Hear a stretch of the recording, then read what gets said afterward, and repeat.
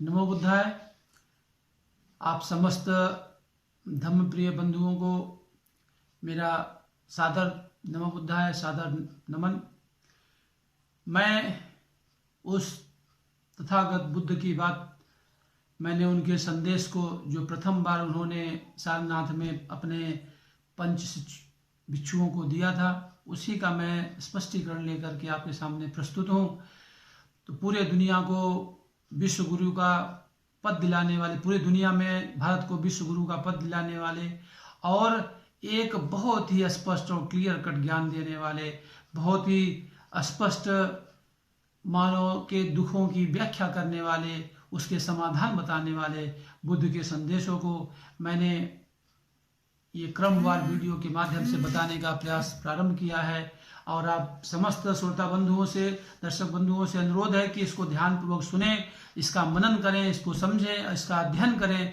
और अगर आपको बातें मेरी अच्छी लगी, थोड़ा सा सही लगती हैं और लगता है कि इससे अपने धम्मप्रिय बंधुओं को, जो बुद्ध को मानने वाले हैं, उनको समझने वाले हैं, उनको कुछ सही ज्ञान की प्राप्ति हो सकती है, तो इस वीडियो को ज़्यादा से ज़्यादा लोगों तक पहुँचाएँ, ज़्यादा से ज़्यादा लोगों को तक शेयर करें और इस चैनल को सब्सक्राइब करके मेरा उत्साह बढ़ाएं। कोई कमेंट हो तो कमेंट भी अवश्य करें। मैंने पिछले वीडियो में बताया कि बुद्ध ने ये स्पष्ट किया था कि कोई भी ज्ञान की बात हो, कोई भी मार्ग हो, कोई भी शिक्षा हो, कोई भी उपदेश हो, बिना बुद्धि विवेक पे अनुभव किए, बिना पांचों ज्ञानेंद्रियों के प्रयोग से उसको अनुभव किए, उसको सिर्फ इसलिए मत सही मान लेना कि उसको बुद्ध ने कहा है या किसी और महापुरुष ने कहा है या किसी और अनुयायी ने कहा है या बहुत से माननीय लोगों ने कहा है, उसको सिर्फ इसलिए सच मत मान लेना। उसको अपने बुद्ध विवेक पर परखना और अगर सही लगता है तो उसको मानना।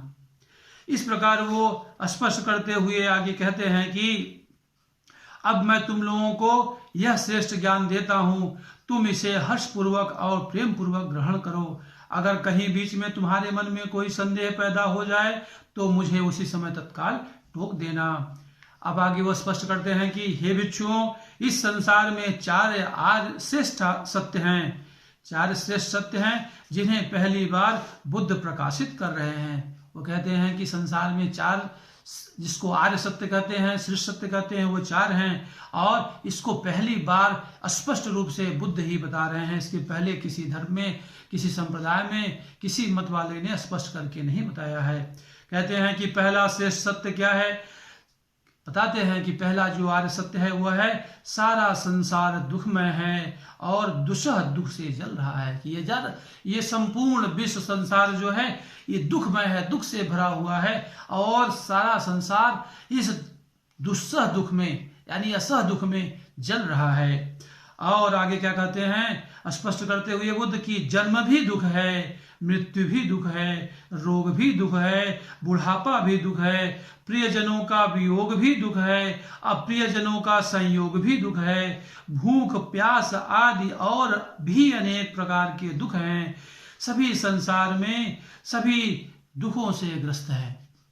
स्पष्ट करते हैं कि जन्म लेना भी दुख है, क्योंकि जन्म लेते समय साध्य पीड़ा होती, वो भी दुख का कारण है। और जन्म लेने के पश्चात आदमी का तो दुख से ही नाता हो जाता है, नाना प्रकार की बीमारियां, कष्ट, चलना फिरना, चोट।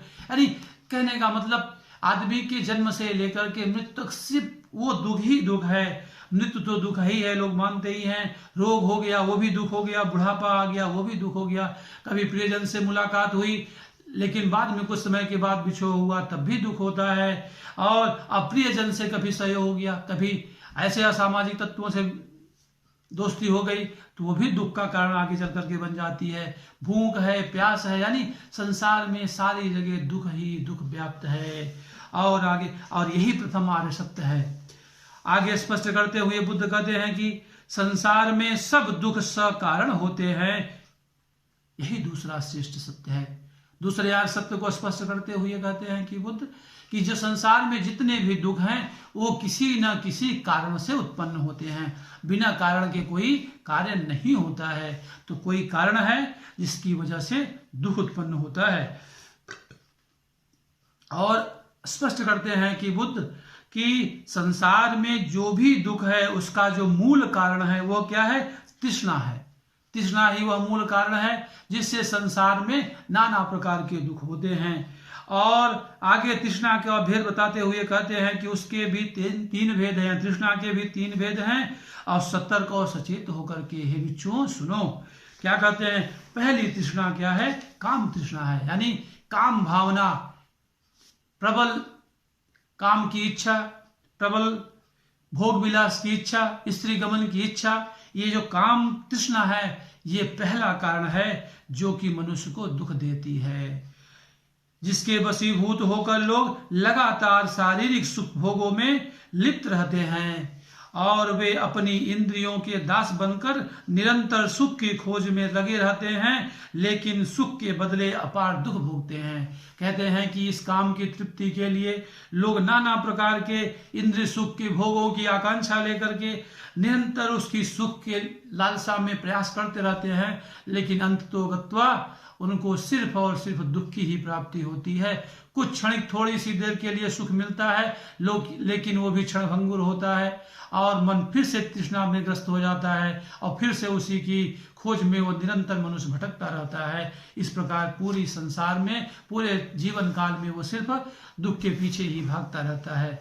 और बुद्ध दूसरी तृष्णा के बारे में कहते हैं कि दूसरी तृष्णा जो है वो भव तृष्णा है। जो लोग भव तृष्णा से ग्रस्त होते हैं वे संसार में इतने लिप्त हो जाते हैं कि उसे छोड़ने में उन्हें बड़ा क्षोभ होता है। यानी जिसको भव तृष्णा यानी समृद्धि की लालसा हो गई, महत्वाकांक्षा हो गई, यश कीर्ति और समृद्धि धन दौलत की इच्छा हो गई, बहुत लालसा बढ़ गई, तो वो संसार से उनको बड़ा प्रेम हो जाता है, संसार से बड़ा क्षोभ हो जाता है, बड़ा लगाव हो जाता है। इसलिए वे संसार में अमरत्व प्राप्त करना चाहते हैं। इसके लिए वे अजर अमर आत्मा की कल्पना करके मरने के बाद भी कल्पित स्वर्ग सुख भोगने की आकांक्षा रखते हैं। आगे बुद्ध बहुत स्पष्ट, बहुत कड़वी सच की बात कहते हैं। जिसको भव तृष्णा से बहुत ग्रसित हो जाता है जो व्यक्ति, वो संसार में इतने मोह माया से ग्रस्त हो जाता है कि संसार को छोड़ना ही नहीं चाहता और इस तृष्णा की पूर्ति के लिए वो अपनी एक अलग से कल्पना गढ़ लेता है कि ये आत्मा अजर अमर है, ये आत्मा मरती नहीं है और मरने के बाद भी स्वर्ग सुख भोगने की आकांक्षा पनपा लेता है, आकांक्षा मन में उत्पन्न कर लेता है, जिससे कि वो दूसरी तृष्णा में फंस करके इस संसार में नाना प्रकार के दुख पाता है। अब बुद्ध कहते हैं कि मैं तीसरी तृष्णा का भेद समझा करके करता हूं। तीसरी तृष्णा कौन सी तृष्णा है? विभव तृष्णा है। तीसरी तृष्णा विभव तृष्णा है जो बड़ी बड़ी भयंकर और दुखदायी है।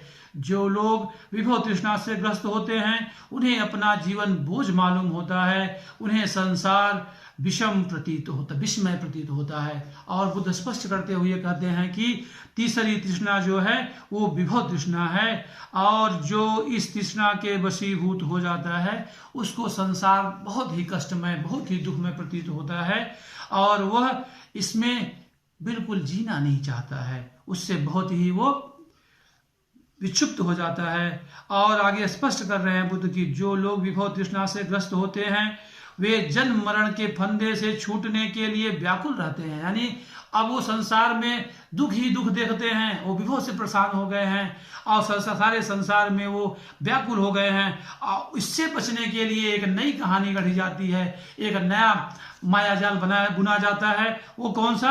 जन्म मरण के फंदे से छूटने का एक नया मायाजाल कि इससे छूटना है। यानी ये जो संसार में हम फिर से जन्म लेंगे, फिर से संसार में आएंगे, फिर से यही दुख और तकलीफें झेलेंगे। इससे क्या है कि इससे छूटने का उपाय भी सोचने लगते हैं। जब तप हवन यज्ञ कर्म कांड के माध्यम से वो इस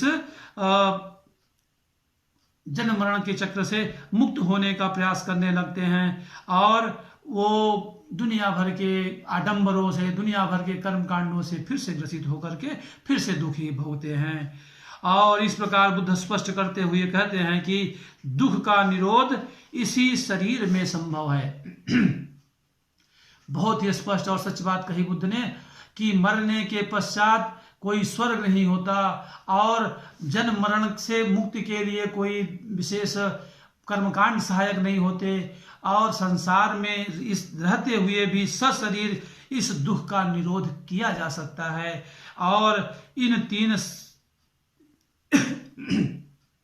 और इसी को बुद्ध तीसरा श्रेष्ठ सत्य कहते हैं, तीसरा आर्य सत्य कहते हैं कि दुख से निरोध इसी शरीर में भी संभव हो सकता है।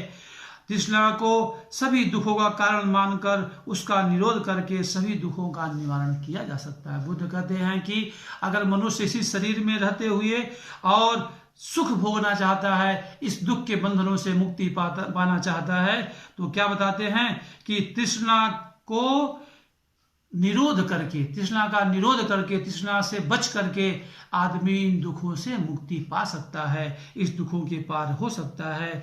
और आगे स्पष्ट करते कहते हैं बुद्ध की इस तृष्णा से मुक्ति का कोई उपाय भी होना चाहिए। तो वो बताते हैं कि दुख के निरोध का जो मार्ग है वही चौथा आर्य सत्य है, वही चौथा श्रेष्ठ सत्य है।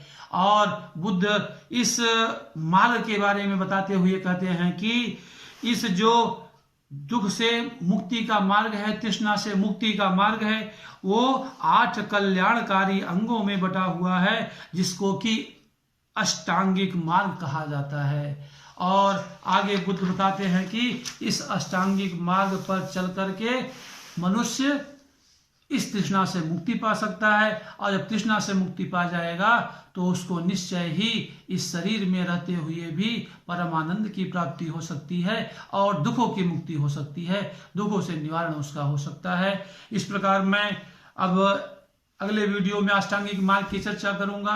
इस वीडियो से अगर आपको आर्य सत्यों के बारे में शिक्षा मिली हो, इसको एक बार, हो सकता है कि एक बार सुनने में बात स्पष्ट न हुई हो, इसको बार बार सुने, 1 बार 2 बार 3 बार सुने, और निश्चय ही मैं विश्वास के साथ कह सकता हूं कि ये बुद्ध के जो संदेश हैं बहुत ही सरल हैं, बहुत ही स्पष्ट हैं। इसको थोड़ा सुनने के बाद मनन करें, और जब मनन करेंगे तो वाकई में आपको सब बातें क्लियर होती जाएंगी। जैसा कि बुद्ध ने प्रारंभ में ही कह दिया कि मेरी बातों को भी सुनो और अपने सामान्य बुद्धि के विवेक के आधार पर उसको परखो, जांचो, अपने 5 ज्ञानेंद्रियों के माध्यम से उसको जांचो, परखो, और अगर तुमको सत्य प्रतीत होता है तभी उसको स्वीकार करना।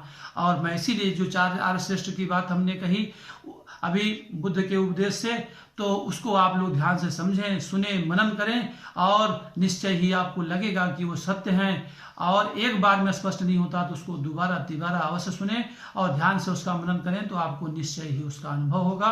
और जब अनुभव हो जाए और आपको लगे कि ये कुछ ज्ञान की बातें हैं, दूसरे का भी भला कर सकती हैं, तो इसको ज़्यादा से ज़्यादा लोगों तक पहुँचाएँ, अपने और साथियों तक, अपने मित्रों तक इस बात को पहुँचाएँ, अपने परिवार में चर्चा करें, अपने बच्चों से चर्चा करें, और हो सके तो बुद्ध चंद्रोदय या बुद्ध जो डॉक्टर अंबेडकर के द्वारा लिखी गई है बुद्ध और उनका धम्म ला करके घर पे पढ़ें, अपने बच्चों को पढ़ाएं, अपने परिवार को, अपने प्रियजनों को उसको पढ़ाएं और उसका अध्ययन करें और करवाएं। नमो बुद्धाय।